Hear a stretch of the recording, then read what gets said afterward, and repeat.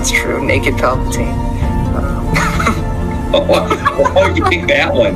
Fresh out of the clone tank, nude Palpatine is my Well, that's the first thing I think of when you say Dark Empire Palpatine.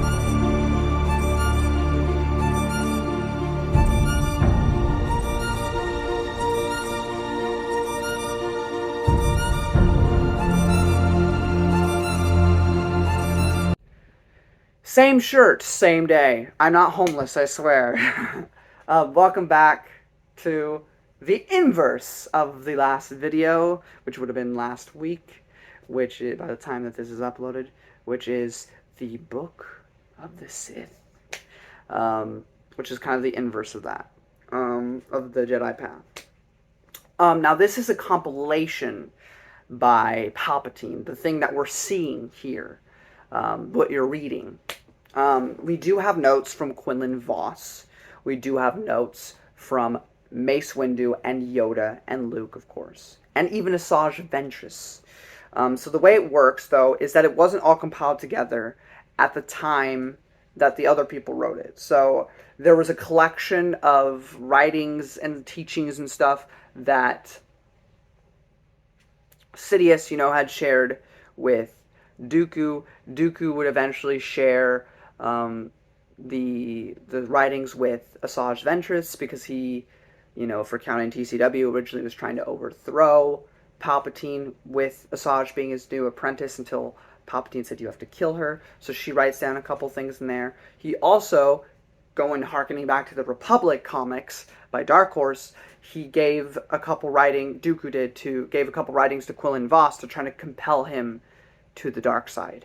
And then, of course, at some point, also, probably before the Clone Wars, Mace Windu and Yoda had access to some writings as well. And they wrote down what they thought about certain things about these Sith teachings. All right, and then after the fall of the Republic, Palpatine compiled all this stuff together, and had his own preface and his ending, and then stuff in the middle. And then there's also writings from Sidious from during Dark Empire or something, where he kind of wrote over his stuff and other stuff. Think about well, this is what I think now. And then, of course, the final person to have access to it at the current moment is Luke Skywalker, who's also reading over it and putting his input and thoughts into it. But this one, I think, is actually vastly superior to the Jedi Path, because here you actually get stuff that you wouldn't have known or had a lot of details about from any story in the expanded universe. We get a letter from one of the first Jedi Dark Path people. The Sith is a race, right? It's the red-blooded species. They're not red, the red-skinned species Sith, right? There was only Jedi. We had Dawn of the Jedi. Everybody was a Jedi. Everybody was a Jedi. The Jedi. Everyone was that. At some point, there is a gap after Dawn of the Jedi. I mean, it's 30,000 years Dawn of the Jedi to 5,000 years with the Golden Age of the Sith, where the Sith are already the Sith. But there's an area that's just not explored within that, where we have the first Jedi exiles. And the first Jedi exiles are ones trying to use the dark side primarily, and they get exiled. And they eventually land on Korriban and other places with the Sith species, and they kind of adopt the name Sith to be the other order to the Jedi and everything. So we knew about all this. This is mentioned in places, but we didn't really have any stories. Now, this isn't explicitly a story per se, but we do get writings from those original Sith people, those original Dark Jedi that became the Sith as we know them today. And so it's really fascinating to get that early stuff in there. So for that alone, I think that this is worth it.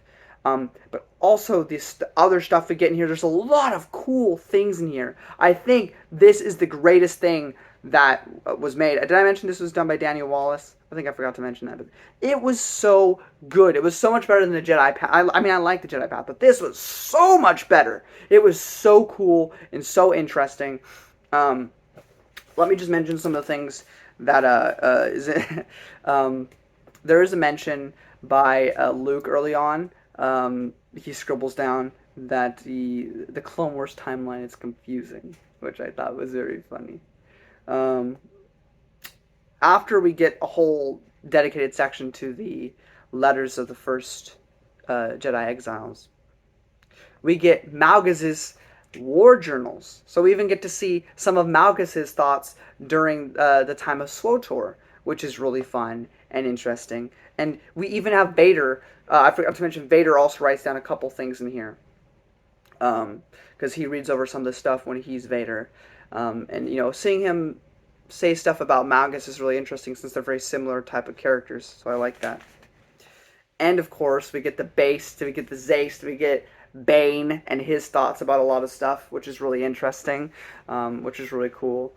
We have also Sidious responding to a lot of things that Bane says. And this is the fundamental difference that you might see as a flaw, maybe with me, in my interpretation, or with Sidious himself. But the difference with Plagueis and Sidious, I think their downfall, is that they fell away from the rule of two. In a certain way. Because the rule of two was always about building up the Sith as much as possible in secret and preparing for successor if the need arises.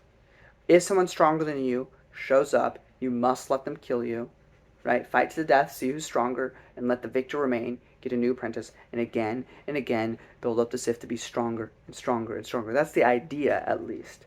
But Plagueis and Sidious never had that intention. They wanted to live forever. They had no intention of ever giving up the power that they wielded. They only ever wanted to rule for eternity. And so that fundamental difference of understanding is, I think, one of the things that didn't help Palpatine down the line. Because it was always about him. We even get a section in this book about Mother Talzin. Now, she's not exactly a Sith, but she is a dark side user. And Palpatine did collect some of her writings and teachings. And this is probably the most you get to learn about a lot of Dathomiri things ever. Besides, obviously Courtship of Princess Leia and stuff with Tino Ka. This is the most you get for the Night Sisters and everything. And it's really interesting. And you know what else happens? This is a little bit of spoiler, but you have to hear about it. They talk about the gods that they believe in. The winged griffin white goddess. The white griffin. And the god of the hunt. This fanged creature. Do you know what they look like? Do you know what pictures they wrote down for the description of these things? These gods that they believe in? You know what they exactly look like? They look like the sister and the son from the Mortis arc. So what's that all about now? Now my mind is filling with questions as to, did they interact with humans back in the day? What? And now I'm even more excited to see if Supernatural Encounters is going to address any of that. Because that is fascinating. That was probably the most glued I was to the beginning stuff with the early Sith. And then the Mother Talzin stuff, which I thought would be my least interested part, was the part where I got some of the most interested in. Because then it mentioned these winged gods. And I'm like, that's literally the thing from the TCW episode. What's going on here? And going far down the line, we have Fate of the Jedi with Abeloth. I am so pumped for whatever Supernatural Encounters has to offer. I know a lot of people, there's a lot of issues going on right now, but I'm still excited to see the story. Okay? And if it's bad, it's bad, but I'm excited. Let me have excitement. Let me be a child. Let me get that wonder for a second, as it's probably going to be the last EU thing I ever get to have.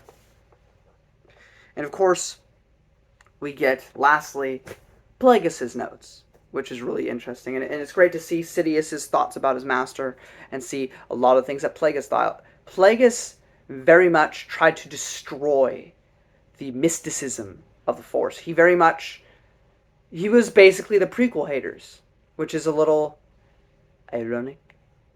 He said, well, now we know that midichlorians are a thing. Everything is scientific. I am an atheist. There's nothing special about the Force. It can be manipulated. It can be controlled. That's all there is to it. Now that we know science is behind it, there is nothing else. Typical atheist moment. And Luke even interjects when he writes his own little notes. No.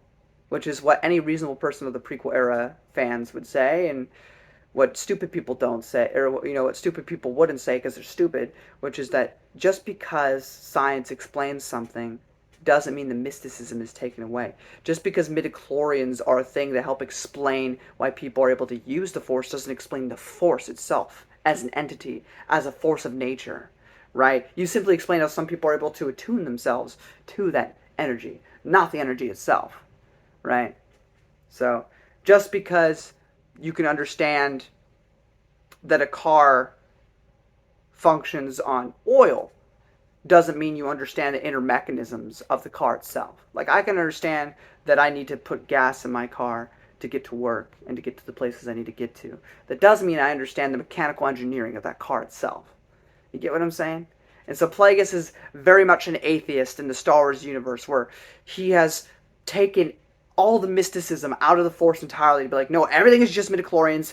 I can make it all bend to my will. It's all going to be fine. Right? And that ultimately leads to his downfall, because he gets so obsessed with that and so focused on that, and then Sidious ends up killing him in the long run. That, and coupled with the fact that we never explicitly get it stated, but it is heavily implied in the Plagueis novel and here, that Plagueis' manipulations are what end up giving the Jesus birth to Anakin. Because, right? She didn't have a husband that gave her, or a lover that created Anakin. He was immaculate. But that might have been because Plagueis was manipulating the Force in such a way that the Force retaliated back. So the Plagueis part also was especially super intriguing and interesting and really fun to read. But overall, I mean, I would say get the Jedi Path and the Book of Sith at some point. You know, not before you've read all the books, but just to get something after the fact if you want a little additional expanded universe topics. But it was overall really cool. And I mean, if you're only going to get one, I suggest this one above all others. But yeah, it was really good. I don't have access to the Bounty Hunter code, so I'm not going to review that for you. But it's more of the same, just with bounty hunters interjecting, which I think is a little stupid, because they're bounty hunters, and for some reason that's less believable to me than these people doing it. But it is what it is. But it's a similar type of thing. And then there's the Imperial Handbook, but that came out in 2015, so I don't think that one counts. Anyway, that's pretty much it, guys. Thank you all so much for watching. If you enjoyed this video, give it a thumbs up. Show them a ton. Don't forget to subscribe, and may the Force be with you.